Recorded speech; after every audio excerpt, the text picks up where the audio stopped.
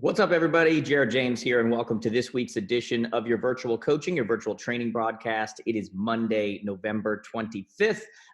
For all of our students in the U.S., happy Thanksgiving. That'll be coming up this week. Hopefully, it's a shortened week for a lot of you.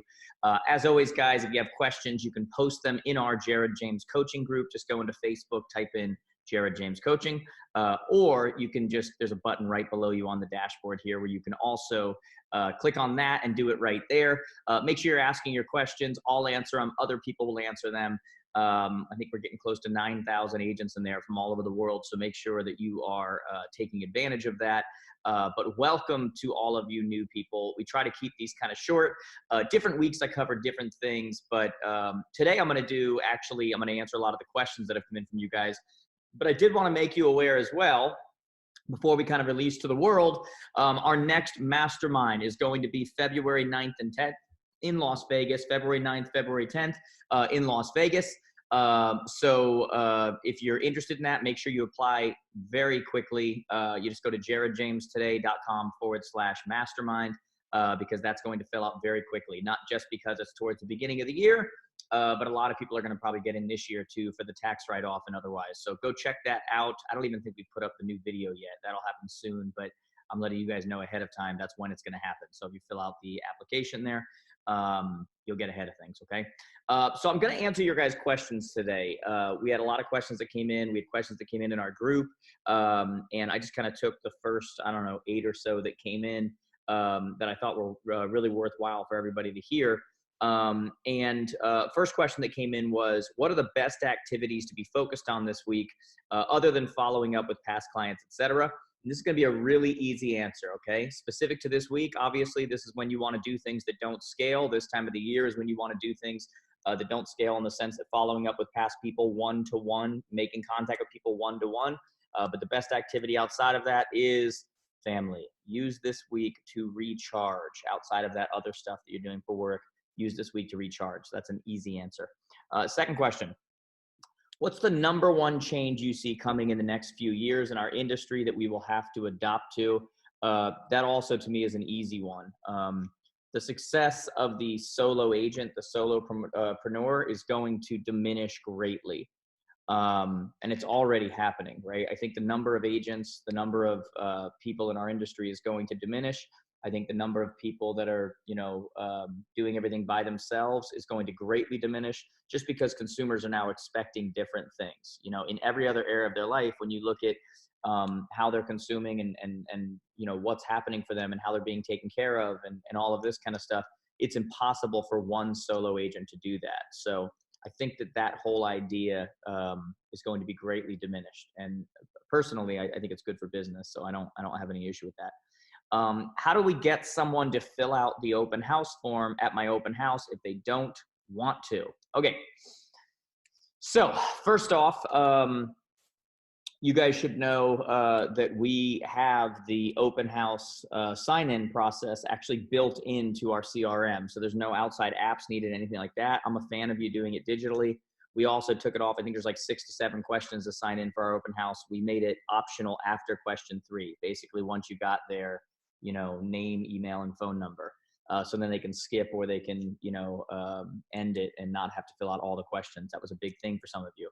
But as far as how you get them to do it, you just be real and honest and explain to them, hey, if you had a bunch of strangers walking through your house that you didn't know, unattended, wouldn't you want to know who was going through? Wouldn't you want some kind of like a documentation that they were there?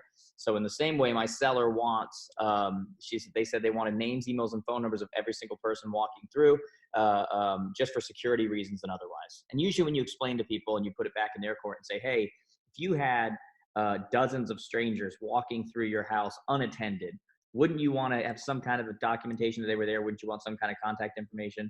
And they're usually like, yeah, that makes sense. Okay. So you take it away from, I'm just trying to create you as a lead, and you put it on, hey, if you had strangers going through your house or unattended, wouldn't you want some kind of, proof they were there or something, or, and usually like, all right, that makes sense. So that's the line I would use. Next question. What's more important for the coming year? Getting a TC, a transaction coordinator, or getting an admin?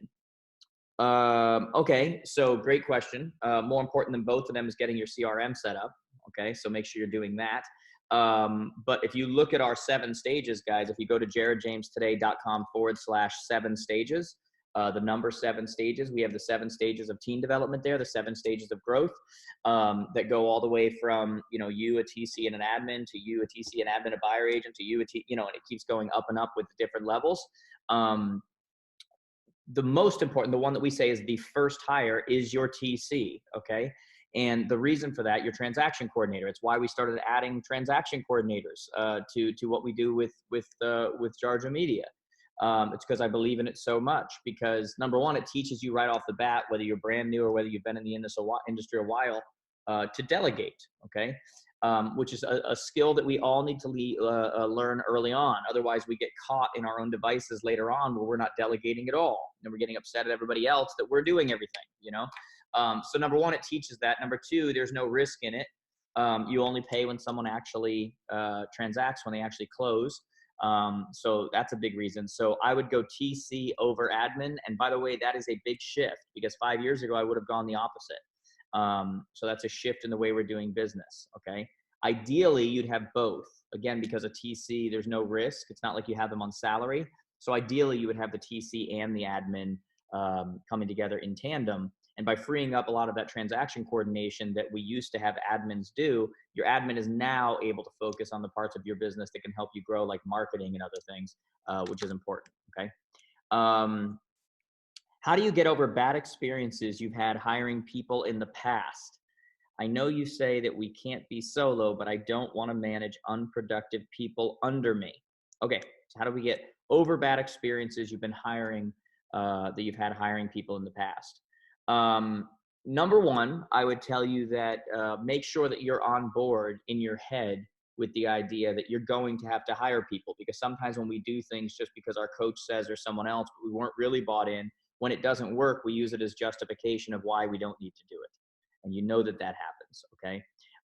Number two, you need to accept failure up front. Like, I'm watching a football game last night, and they know going into the game that they're going to get dirty. So they're not upset at halftime when their uniform isn't completely clean, because they know that that's part of the game. And I think sometimes we go into hiring practices and other things just assuming that if we do everything right, then everything's going to work out all right. And that's not always true. Hiring, quite frankly, if I can just be very frank with you guys, is a crapshoot. It's an absolute crapshoot. You can do all things right. You can do all of your DISC personalities. You can go after the right people. You can do everything correct. You can put in the correct hiring practices, what you do in the interview process. You can have a good gut feeling. You can do all of the stuff. Still miss. Because hiring very much is a crapshoot, okay?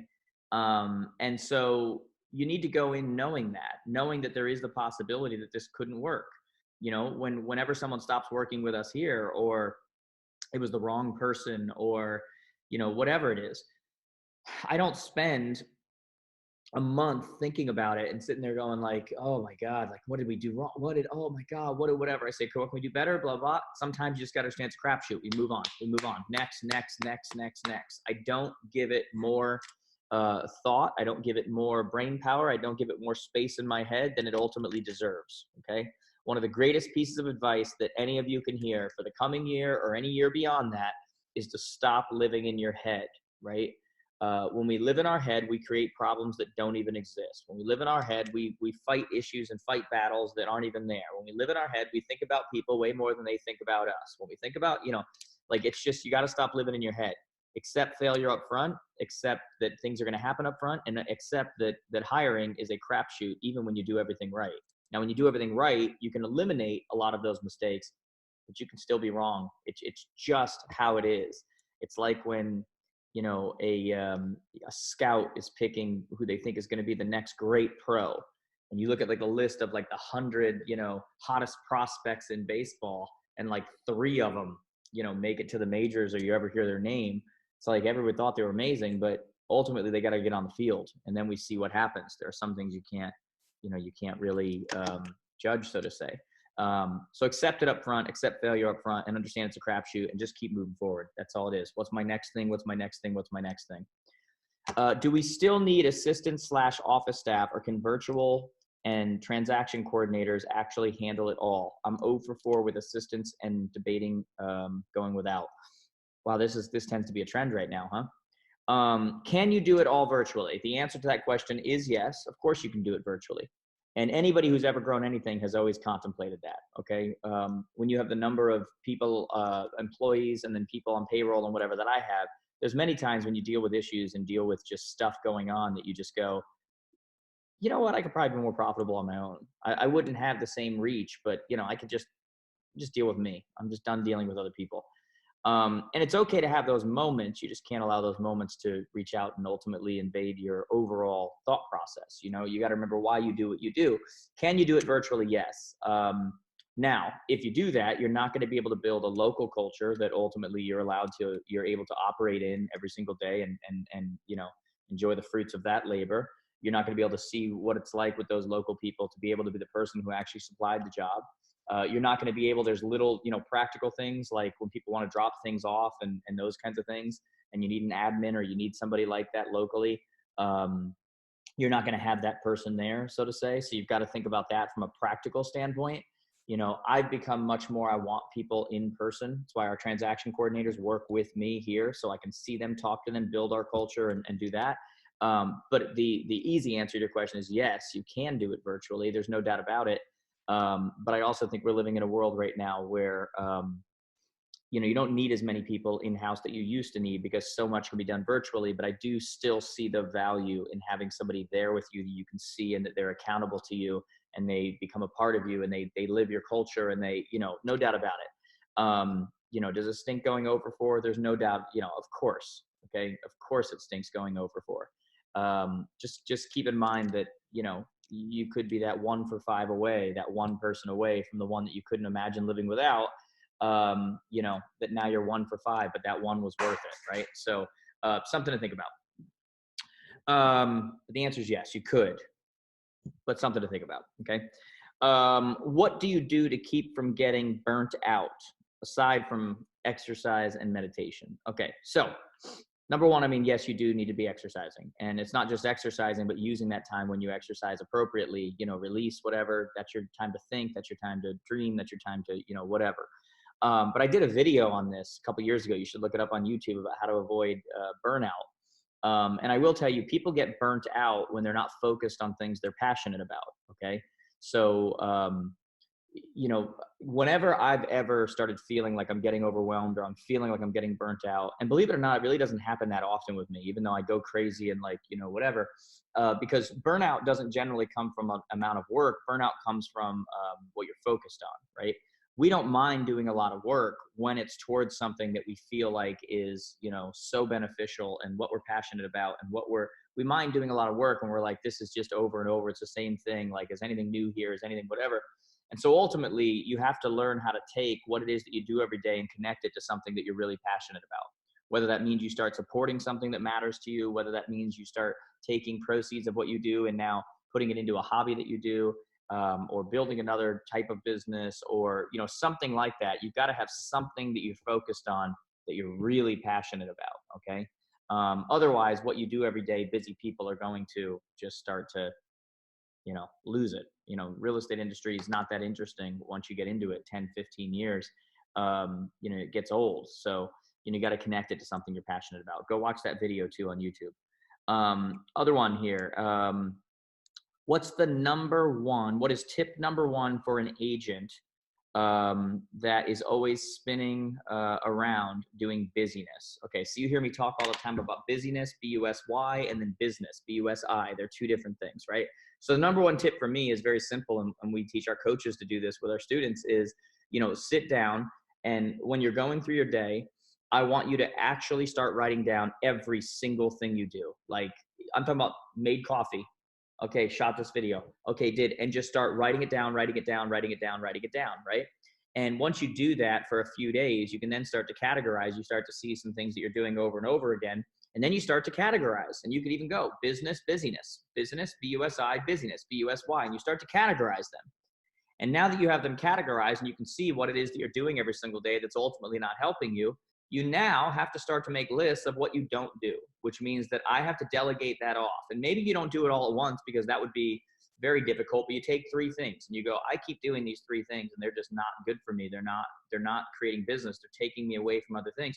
who can I delegate that to? You either have somebody on staff or you need to hire someone to do that, or they're just things that don't need to get done. Like the other people that are passing them on to you should be doing it themselves. And you need to make, what's more important than a to-do list sometimes is a not to-do list. And now you look at it and you say, okay, I do not do those three things. Like no matter what, come hell or high water, I do not do those three things. And you don't do them, and you get used to not doing them. And you go through the fire of the beginning where like people are upset you're not doing them because they're used to you doing them. And then once it becomes normalized, now you tackle three more things on that list. And you start to not do those things. And then once you normalize that, whatever, then you tackle three more things on that list. And ultimately, it's not something that can be fixed overnight because it wasn't created overnight. It's something that you've got to tackle little by little by little by little. But quite honestly, just recognizing it to begin with is the beginning to winning that battle, because you realize this isn't productive. I'm doing this all. This isn't productive. So mark down the things you're doing every single day. Do it for like 3 to 7 days. Then start to look for commonalities. Make a list of busyness and business. Put them in those categories and start to eliminate 3 things at a time. Okay. That is one way that you can start to do that. Okay. Guys, that's what I wanted to do today. Just a Q&A. We wanted to do these like once every month or two, but honestly, we've been so busy with so much other content and stuff that needed to come out that I haven't done them.